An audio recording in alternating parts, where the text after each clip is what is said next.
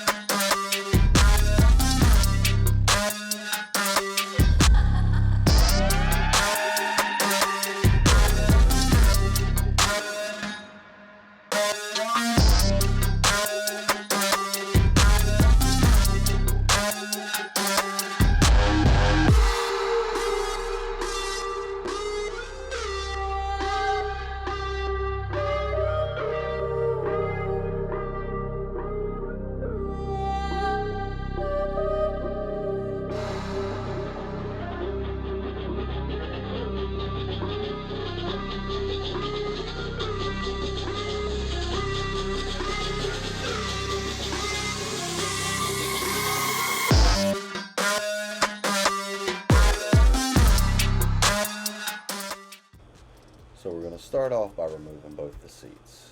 Then we need to remove both sides of the tail fairing. So you're going to remove four 4mm hex head bolts from the tail, as you see me doing right there. Now the two at the very back are longer than the two that are closer to where I'm at. They also, all four have nylon washers on them, so make sure you don't lose those. Next, you're going to remove the 4 push pin rivets that you see me taking out right there and set those to the side.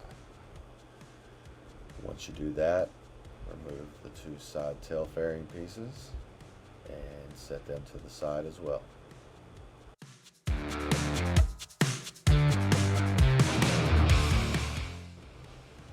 Next, you're going to remove the 2 Phillips head rivets that are there that you saw me pointing at. Now these are the absolute worst in my opinion. Left side came out easy peasy, but the right side had been stripped when it was assembled, so it required a little bit of finessing.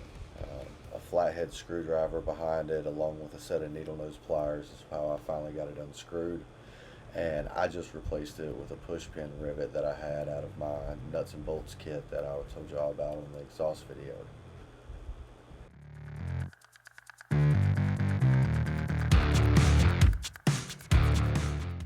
After you remove those rivets, grab your 4mm hex head and remove the 2 screws left holding the cover on and place that to the side. Next, we're going to locate the connectors that are coming from the stock fender. Those will be for your turn signals and your tag light. Locate those 3 sets and unplug them from the boot. Then we've got 6 screws that are holding in that stock fender. So we're going to grab our 5mm hex head and remove 4 of the screws, as well as our Phillips head, and take out the 2 in the center. As you can see, I started with the 2 Phillips head in the center.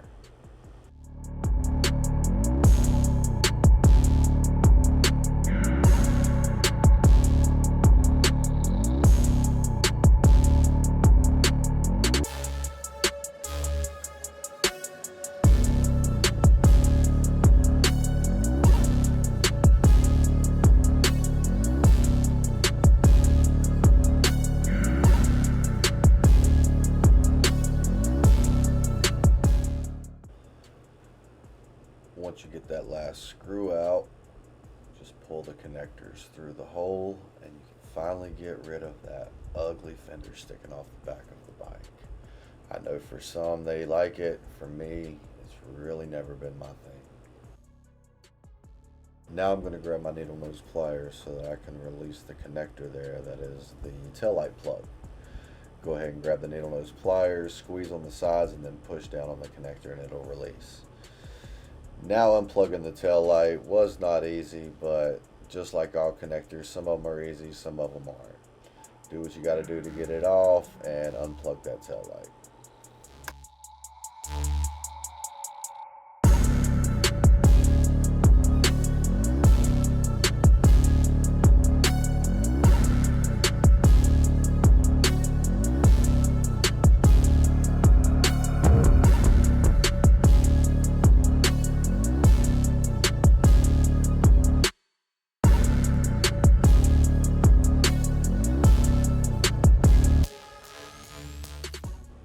As you can see, that connector really did give me a lot of trouble. I got the bigger needle nose pliers out, calmed down a little bit, and was finally able to get it apart, thankfully.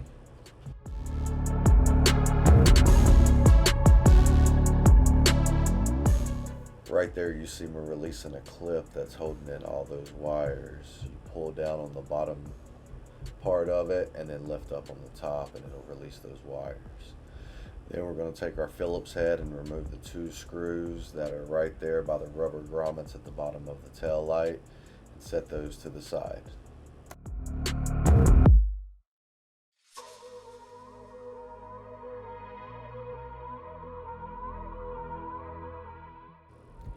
At the top there you have 2 more Phillips head screws that you need to remove.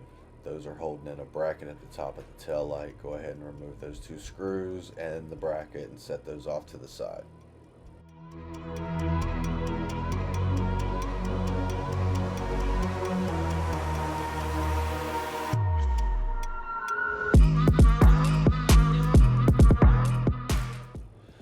After that, you're going to want to lift up on the tail light to remove the rubber grommets from the post thereon.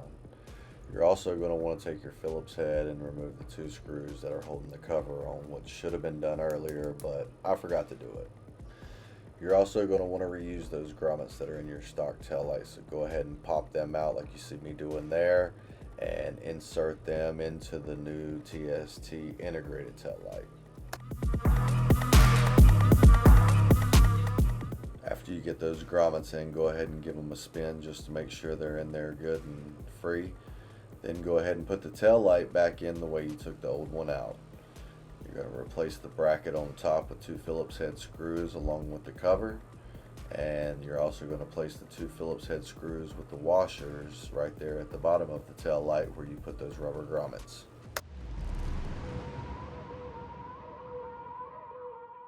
Once you get everything on the tail light buttoned up hardware wise, go ahead and plug all your connectors in and then turn your bike on and make sure you have the right turn signals plugged up to the right side of the bike.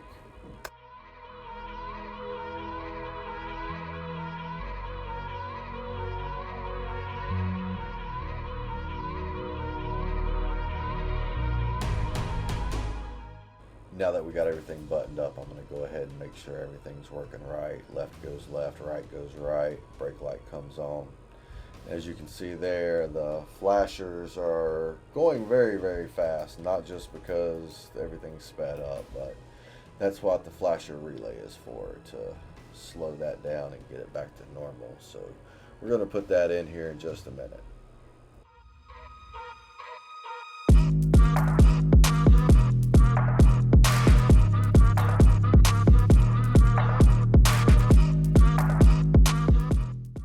To install the flasher relay, we have to start by removing the battery. Disconnect the negative side first, then the positive side. I always like to put the screws back into the battery, that way I don't lose them. You have 2 10mm bolts on each side there you see me removing. I used a ratchet wrench to get them out, and that's holding in a little bracket there. Once you remove the bracket, go ahead and remove the battery and locate your flasher relay all the way on the right side. Disconnect that and take the rubber boot off of it so you can put it on the new flasher relay and plug it in. Go ahead and reinstall that along with the battery. Make sure you go positive first, negative last. Once you get the battery reconnected, make sure you go ahead and test the turn signals to make sure they're flashing at the correct rate before you install the battery bracket. Once you verify they're good to go, go ahead and reinstall everything the way you took it out, and let's get ready to put the Fender Eliminator on.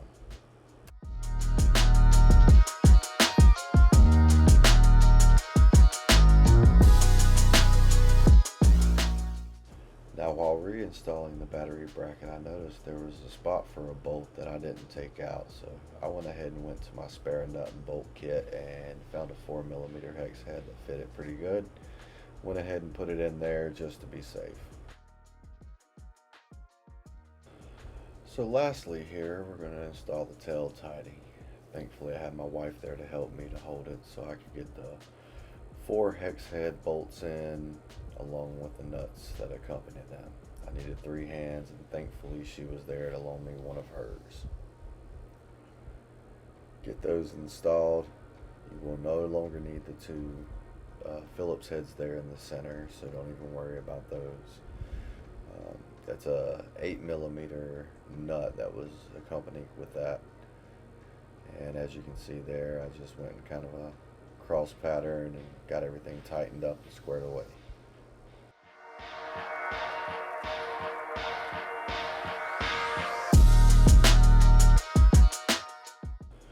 Once you get that tail tidy completely tightened up, go ahead and plug in your tag light into that main boot there, and you'll be good to go to start reinstalling your fairings.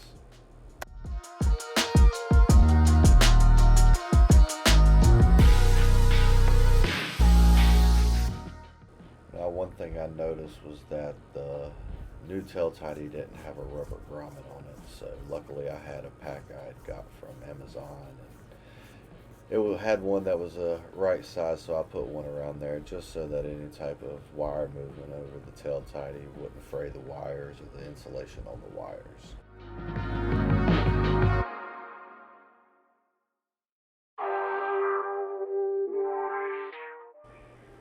Once you verify that all your electrical connections are good and that everything is working properly, you can go ahead and then start reinstalling your fairings.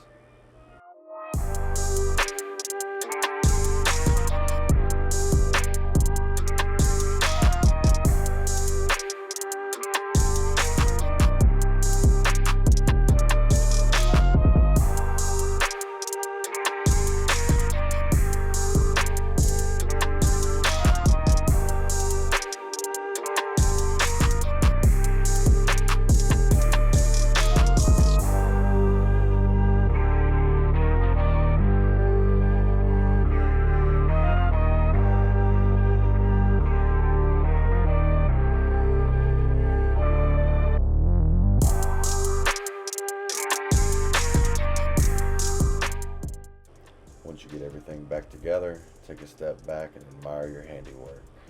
Take it for a ride and enjoy the day. Thank you all for watching. Have a good one.